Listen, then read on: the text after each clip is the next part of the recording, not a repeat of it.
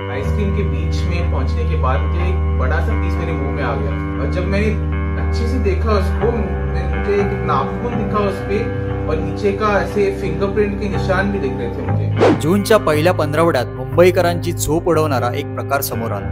मालाडमध्ये राहणाऱ्या एका डॉक्टरने ऑनलाईन मागवलेल्या आईस्क्रीम मध्ये चक्क मानवी बोटाचा तुकडा सापडला। अनेक प्रश्न उभे राहिले।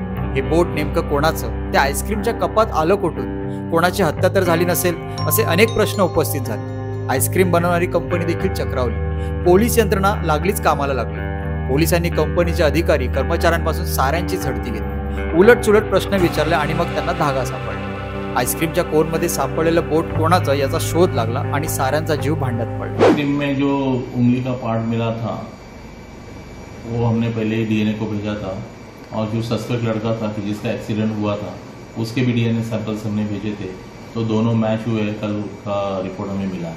उसकी हमने पूरी मेडिकल जांच की कि उनको कोई बीमारी तो नहीं है, क्योंकि बीमारी अगर होती तो उनको कुछ जिन्होंने आइसक्रीम खाया उनको तकलीफ हो सकती थी। वो सब हमने जांच की, लेकिन उनको कोई ऐसा बीमारी नहीं है और डीएनए मैच हुआ है। मालाड येथे राहणारे ओरलेम सेराव या 26 वर्षीय डॉक्टरच्या बहिणीने ऑनलाईन बटरस्कॉच आईस्क्रीम मागवली। डॉक्टरच्या वाटेला आलेला आईस्क्रीमचा कोन खात असताना त्या कोनमध्ये काहीतरी विचित्र वस्तू दिसली। त्यांनी बारकाईने पाहिलं तर ते मानवी बोट असल्याचं लक्षात आलं। काही क्षण डॉक्टर देखील स्तब्ध झाले। आईस्क्रीमच्या कोनमध्ये मानवी बोट आलं कसं असा प्रश्न त्यांना पडला। मनात अनेक प्रश्न निर्माण झाले। डॉक्टरने इंस्टाग्रामवरून कंपनीकडे तक्रार देखील नोंदवली, परंतु नेहमीप्रमाणे कंपनीने दाद दिली नाही। हा मानवी अवयवाशी संबंधित प्रश्न असल्याने डॉक्टरांनी तो तितक्याच गांभीर्याने घेतला आणि थेट पोलिसांमध्ये तक्रार केली। आतापर्यंत खाद्यपदार्थात उंदीर, पाली, झुरळ सापडल्याची अनेक उदाहरणे होती, पण थेट मानवी बोट सापडल्याने पोलीस देखील चक्रावले। पोलिसांनी तक्रार गांभीर्याने घेतली। डॉक्टरांनी मागवलेल्या आईस्क्रीमच्या कोनवरील बॅच नंबर आणि इतर माहितीवरून हे आईस्क्रीम कोणत्या कारखान्यात पॅकिंग झाले होते याचा शोध लागण्यास वेळ लागला नाही। मग पोलिसांनी थेट आईस्क्रीमची फॅक्टरी गाठली। तिथे चौकशी करत असताना त्यांना एक कर्मचारी रुग्णालयात दाखल झाल्याचे समजले।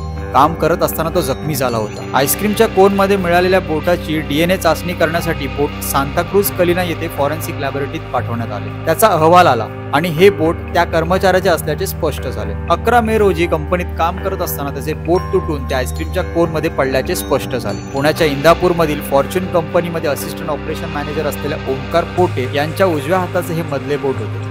आईस्क्रीमची मॅन्युफॅक्चरिंग डेट आणि आईस्क्रीमचा कोन नंबरही जुळला, त्यामुळे नेमके काय घडले याचा उलगडा झाला।